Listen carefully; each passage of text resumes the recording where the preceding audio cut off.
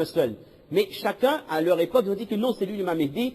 C'est que lorsqu'un imam imam de leur appellation, voulait conquérir un pays, il voulait arriver à un objectif imprécis, il mettait en avant la thèse de Mehdi que c'est Mehdi, il s'est absenté et il va retenir bientôt. Et ils utilisaient les textes. À chaque fois, ils disaient que cet homme, yamla'ul arda adlan kama muli'at juran wa zulma, que cet homme viendra, il ramènera la paix comme alors que cette terre sera remplie d'injustice. Utiliser les textes du hadith pour conforter les gens dans la croyance que telle ou telle personne. Donc il y a deux problématiques, il y a deux dangers.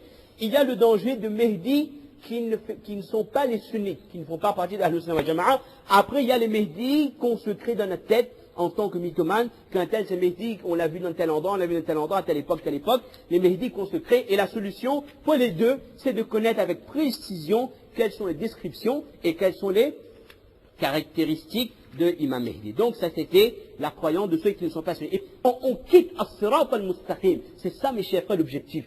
Il y a un chemin. Ihdina as-sirat al-mustaqim. Le chemin tracé qui est valable depuis que le Coran a été révélé, depuis que le prophète est devenu prophète jusqu'au Qiyamah. Quand on quitte le sirat al-mustaqim, on se perd dans les ruelles, on se perd dans un labyrinthe. Lorsqu'on quitte le Coran et la Sunna, mes chers frères, on ne se retrouve pas. Après, il y a les Muhammadiyya.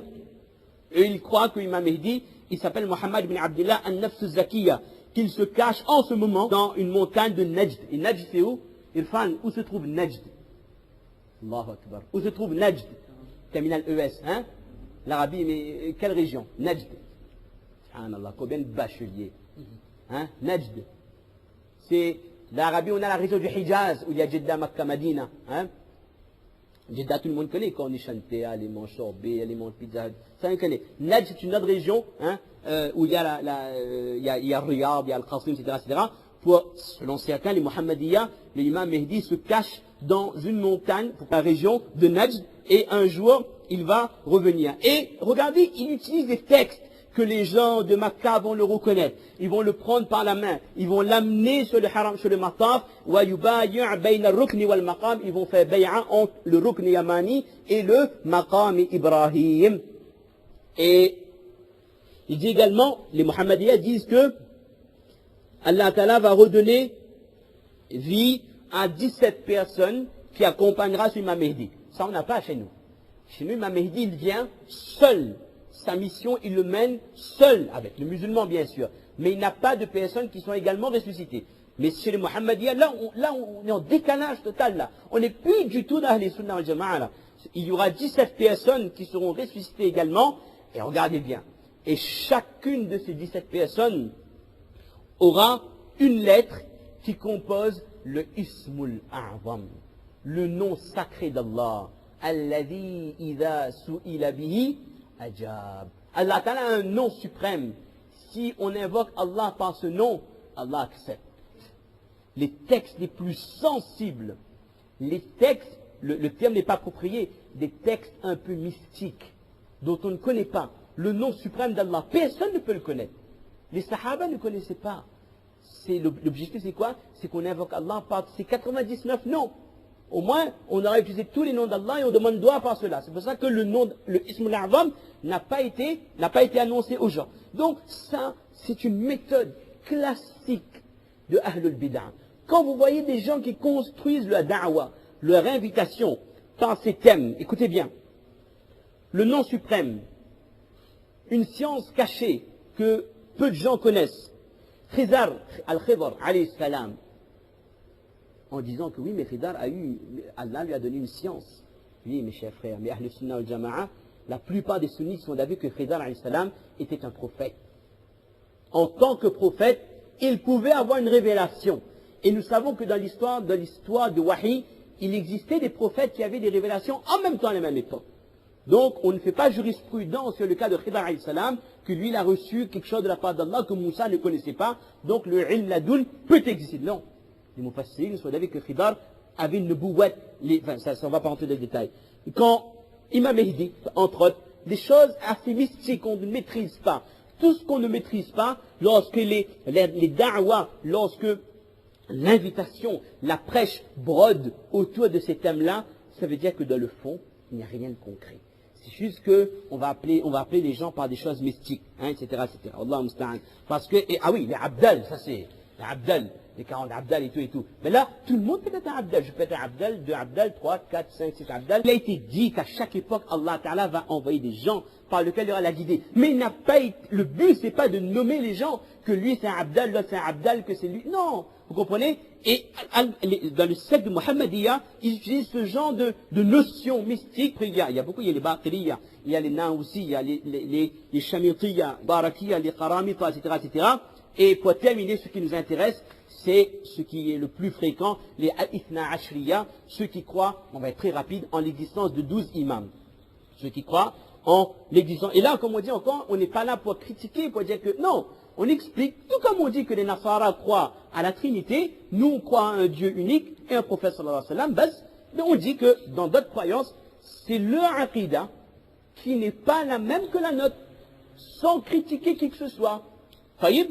Alors, les Ithna Ashriya, il y a Ali ibn Abi Talib, Al-Hassan, Al-Hussein, Zayd al-Abidin, Muhammad al-Baqir, Ja'far al-Sadiq, Moussa al-Kazim, Ali al-Rida, Muhammad al-Naqi, Ali al-Naqi, Hassan al-Askari. Ça fait 11.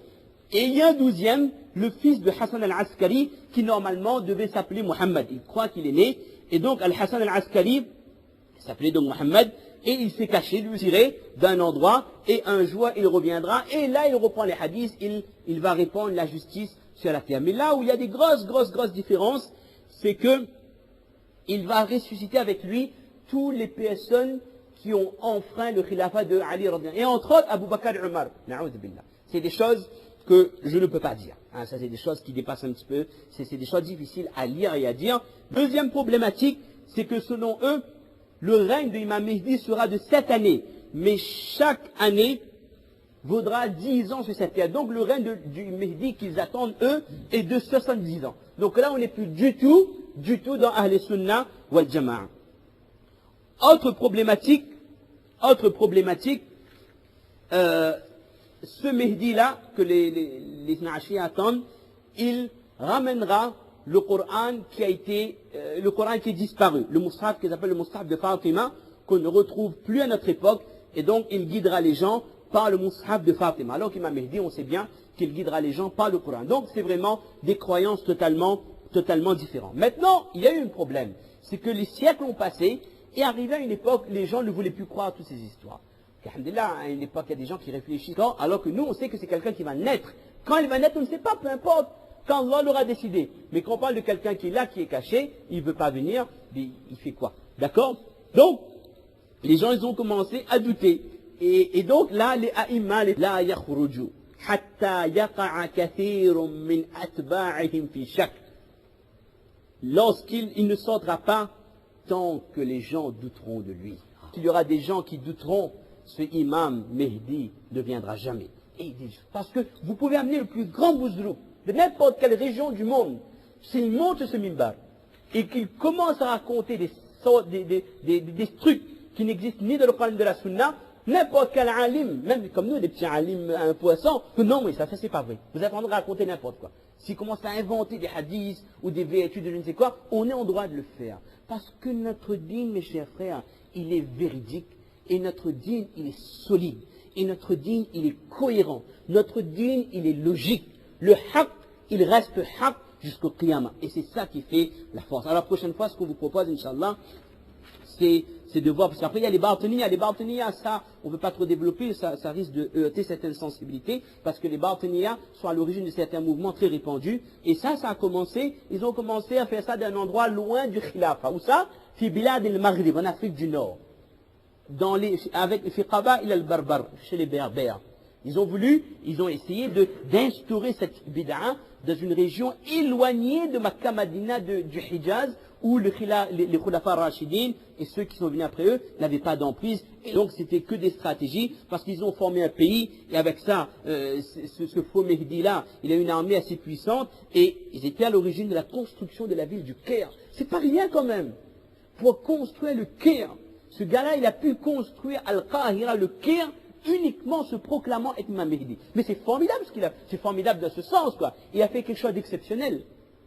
Il a réussi à convaincre les gens que c'est lui Imam Mehdi, à avoir une armée, à avoir des gens, une ville qui le soutient, pour construire une ville immense comme le Caire, jusqu'à ce qu'il y ait une autre armée qui est venue, qui l'a battu, et puis l'imam Mahdi a disparu. Donc ça a été utilisé à toutes les époques à des fins politiques. Donc ça c'était en gros les différences qu'il y a entre l'imam Mahdi chez Ahl-Sunnah al-Jama'a et chez ceux qui sont d'autres appartenances, qui ne se reconnaissent pas dans nos croyances à nous. Et comme on l'a dit, hein, le but c'est pas de critiquer des gens, c'est pas de semer la discorde entre sunnites et autres. Non, le but c'est de comprendre. Le but c'est pas de détester le prochain, là wallah, jamais de la vie. C'est de comprendre. Il y a des divergences. D'accord? Nous, notre vision des choses, c'est construit sur le Coran et la Sunna, et il y a d'autres visions des choses sans attaquer notre prochain. Alors ce que je vous propose, Inch'Allah, la prochaine fois, Inch'Allah, qu'Allah me donne la santé, on peut continuer, Inch'Allah, c'est de voir les faux Mehdi à toutes les époques. L'Empire Omeyyade, il y a eu des faux Mehdi. L'Empire Abbasside, il y a eu des faux Mehdi. Chez les Berbères, il y en a eu. Au Maroc, chez les Soudanais, il y en a eu. En Inde, il y a eu des imams Mehdi. Et oui, et il y a eu en Arabie Saoudite. Jusqu'au dernier qui s'appelle Al-Juhaymani, ce imam Mehdi qui en 1979, je crois que c'est 1400, hein, en l'an 1400 du calendrier Hijri, hein, qui s'est proclamé imam Mehdi et qui a introduit des armes de le haram sharif dans les janazas, dans les mayettes, dans les kafans, d'accord? Et ils ont pris d'assaut le haram sharif, ils ont tué des gens, il s'est proclamé imam Mehdi. Ça c'était en 1963. Donc la prochaine fois, on verra les faux Mehdi et on va essayer de voir point par point la situation, quand est-ce que l'imam Mehdi va venir, quelle sera la situation du monde et les différents points que vous avez cités en muqaddimah, en préambule, on va les développer point par point. Qu'Allah donne tawfiq de comprendre ces quelques paroles, mes chers frères, de mettre en pratique, de faire. On était un petit peu long aujourd'hui, c'était peut-être le casa de la semaine dernière, donc dans 2 semaines on poursuivra la suite Inch'Allah et je demande à chacun d'entre nous, une fois n'est pas coutume, on va faire un doigt à la fin de ce majlis, pour un de nos collègues, un des ulama, un des imams de cette masjid qui est très souffrant, qui est à l'hôpital. Et vous savez que lorsque des gens se réunissent pour parler du dîn d'Allah, il y a des anges qui viennent, qui assistent à cette assemblée. Et nous demandons à Allah Azza wa Jal, par le barakat de cette assemblée, si nous avons tous été sincères, nous faisons tawassul. On appelle ça faire tawassul, faire intercession par une action. Nous faisons tawassul par ce majlis, par notre sincérité, par notre désir de connaître le dîn, de se rapprocher d'Allah, ou Allah, nous mettons cette action en avant et nous demandons à Allah Azza wa Jal une seule chose, c'est d'accorder la santé à cette personne, qu'Allah Ta'ala lui accorde le shifa kamil. Allahumma salli ala Muhammad wa ala ali Muhammad.